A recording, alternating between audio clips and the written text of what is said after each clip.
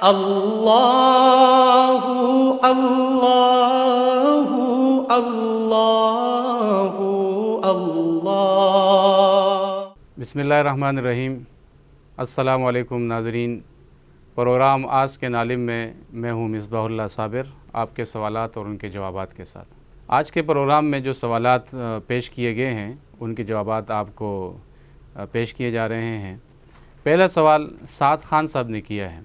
سعد خان صاحب کہتے ہیں کہ لوگ عمرہ ادا کرتے ہیں اور اس دوران عمرے میں وہ اپنے بال منڈواتے ہیں یا کم کیے جاتے ہیں، تو اس کی شرعی حیثیت بتا دی جائے اور یہ کیا ہے۔ سعد خان صاحب، عمرے میں نبی کریم صلی اللہ علیہ وسلم کی سنت مبارکہ ہیں کہ آپ علیہ الصلاۃ والسلام اپنے سر کے بال آپ نے منڈوائیں۔ حج کے موقع پر حضور نبی کریم صلی اللہ علیہ وسلم حجۃ الوداع کے موقع پر بھی آپ جب موجود تھے تو آپ نے حلق فرمایا، اور صلح حدیبیہ جس مقام پہ صلح حدیبیہ ہوئی، آپ عمرے ہی کے لیے روانہ ہوئے تھے، اور وہاں جب صلح حدیبیہ کے موقع پر حدیبیہ کے مقام پر آپ کو اور صحابہ کرام کو روک لیا گیا تھا، اور مکے کے لوگوں نے کہا کہ آپ اس سال عمرہ نہیں کریں گے بلکہ اگلے سال عمرہ کریں گے، تو اس وقت حضور نبی کریم صلی اللہ علیہ وسلم نے حلق فرمایا تھا۔ عربی زبان میں حلق کہتے ہیں، اردو میں بھی یہ لفظ استعمال ہوتا ہے، اور اس کا مطلب ہے سر کے بال منڈوانا۔ تو یہ آپ صلی اللہ علیہ وسلم کی سنت ہے، عمرے کا ایک حصہ ہے، اسے ضرور کرنا چاہیے۔ دوسری صورت میں بال چھوٹے کرتے ہیں، کچھ حصہ اس کا کاٹتے ہیں، یہ تقصیر کہلاتا ہے۔ ترشوانہ، بال ترشوانہ عورتوں کے لیے بھی ہے اور مردوں کے لیے بھی ہے۔ عورتوں کے لیے تو یہ ہے کہ وہ اپنے بالوں میں سے 1 انچ تک تقریباً ایک حصہ ہوتا ہے کہ اسے کاٹیں گے، لیکن اس کے لیے ضروری ہے کہ پورے سر کے جو بال ہیں، یعنی جو عورتیں مینڈے رکھتی ہے تو اس کے آخر سے جو ہے وہ بال لے لیے جائیں۔ مردوں کے لیے بھی یہ ہے کہ وہ بھی بال جو ہے چھوٹے کرے۔ تقصیر کا اطلاق جو ہے وہ تو جتنے بھی چھوٹے کریں گے اس پہ ہوتا ہے، لیکن بعض لوگوں نے اس کی حد بھی مقرر کی ہے۔ تو تقصیر یہ ہے کہ آپ اپنے بال چھوٹے کر لیں، اور حلق یہ ہے کہ آپ اپنے بال کو جو ہے بالوں کو منڈوا لیں۔ یہ عمرے کا حصہ ہے، اور اس کا اللہ رب العالمین نے بڑا اجر و ثواب رکھا ہے، سنت رسول ہے، اور حضور نبی کریم صلی اللہ علیہ وسلم کے صحابہ سے بھی یہ ثابت ہیں، آپ علیہ الصلاۃ والسلام کی تعلیم ہی کا نتیجہ ہے۔ اسی طرح دوسرا سوال تحسین صاحب نے کیا ہے۔ تحسین صاحب کہتے ہیں کہ رمی جمار میں اپنا نائب بنانا کیسا ہے؟ اگر آپ حج کے لیے گئے ہیں اور آپ جمرات کی رمی کرنے یعنی کنکر پھینکنے کے لیے جاتے ہیں، جو علامتی ستون ہے شیطان کے لیے علامت کے طور پر، یہاں پر حضرت ابراہیم علیہ السلام کو جو ہے شیطان نے بہکانے کی کوشش کی تھی، اور حضرت ابراہیم علیہ السلام نے ان کو کنکر مارے تھے۔ تو 3 مقامات ہیں،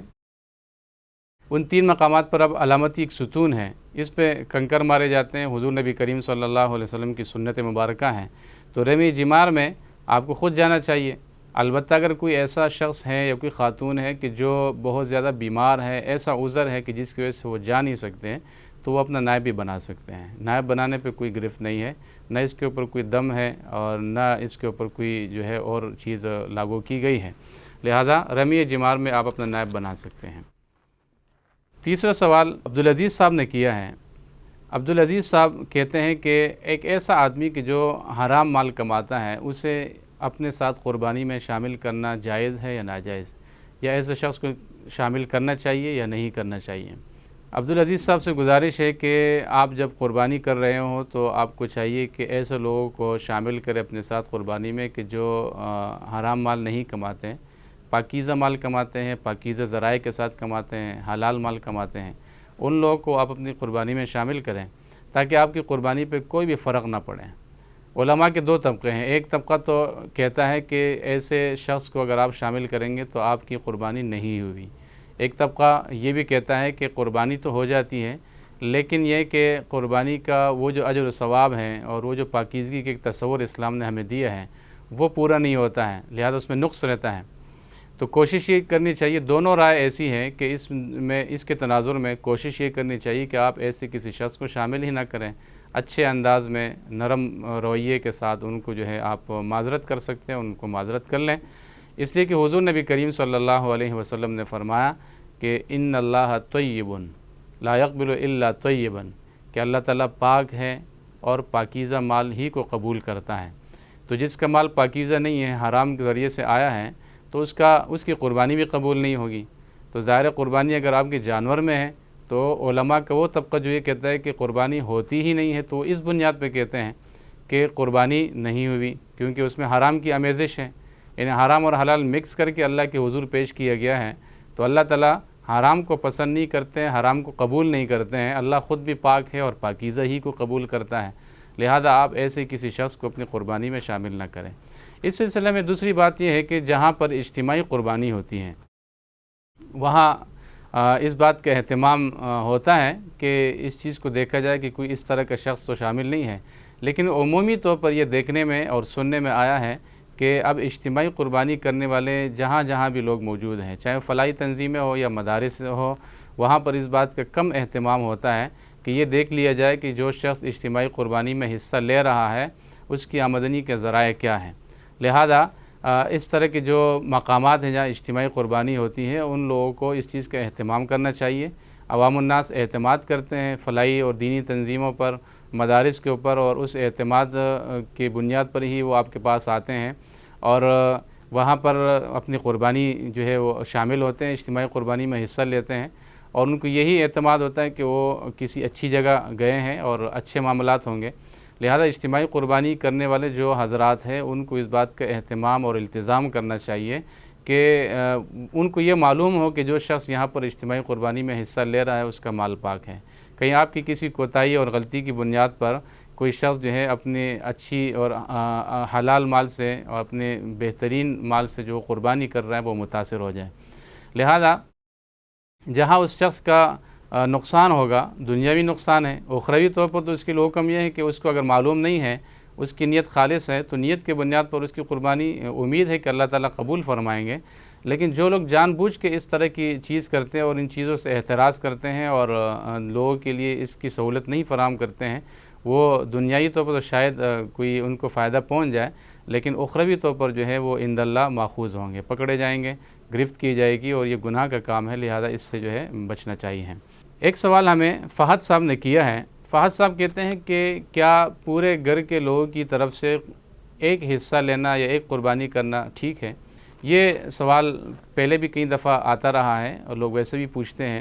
اور یہ چیز عام ہو گئی ہے، لوگوں کے ذہن میں یہ بات بیٹھی ہوئی ہے کہ اگر پورے گھر کے لوگوں کی طرف سے ایک قربانی کر لی جائے، ایک حصہ لے لیا جائے، تو تب بھی قربانی ہو جاتی ہے۔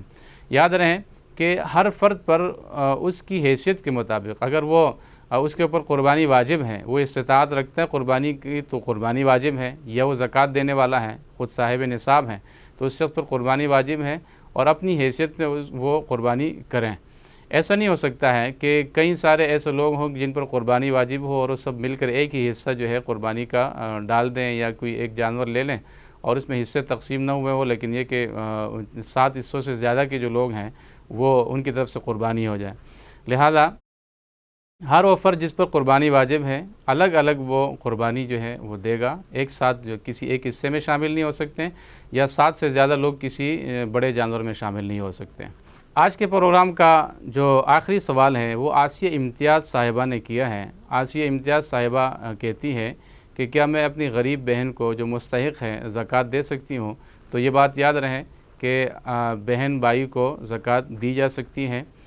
جن لوگوں کو زکوٰۃ نہیں دی جا سکتی اس کا قاعدہ جو فقہاء نے لکھا ہے وہ یہ ہے، جو اصول و فروع ہے، یعنی اصل یہ ہے کہ باپ دادا پردادا ان کو زکوٰۃ نہیں دی جا سکتی، اور جو فرع ہے وہ یہ کہ بیٹا بیٹی اور پھر یہ کہ پوتا پوتی، ان کو زکوٰۃ نہیں دی جا سکتی۔ جو سائڈ کے لوگ ہیں یعنی بہن ہے بھائی ہیں، ان کو زکوٰۃ دی جا سکتی ہے، لہذا آپ اپنی بہن کو زکوٰۃ دے سکتی ہیں۔ لیکن اس چیز کا آپ معلوم کر لیں، یہ آپ کے علم میں ہونا چاہیے کہ آپ اگر سادات ہیں، سید ہیں، تو پھر یہ کہ آپ اپنی بہن کو زکوٰۃ نہیں دے سکتے، کیونکہ وہ سیدہ ہونے کی وجہ سے اللہ اور اس کے رسول علیہ الصلاۃ والسلام کی طرف سے یہ حکم ہے کہ سادات کو زکوٰۃ نہیں دی جائے گی اور وہ زکوٰۃ نہیں لیں گے۔ تو اگر یہ صورت نہیں ہے تو پھر آپ زکوٰۃ دے سکتی ہیں، آپ کو دینا چاہیے۔ اللہ تعالیٰ آپ کے مال میں برکت عطا فرمائے اور ہم سب کو جو ہے زکوٰۃ دینے والا اور اخلاص نیت کے ساتھ زکوٰۃ دینے والا بنائے۔ آج کے پروگرامات کے یہ سوالات تھے جن کے جوابات آپ کے سامنے پیش کر دیے گئے۔ دیکھتے رہیے گا آسک این عالم مصباح اللہ صابر کے ساتھ۔ اللہ اللہ اللہ اللہ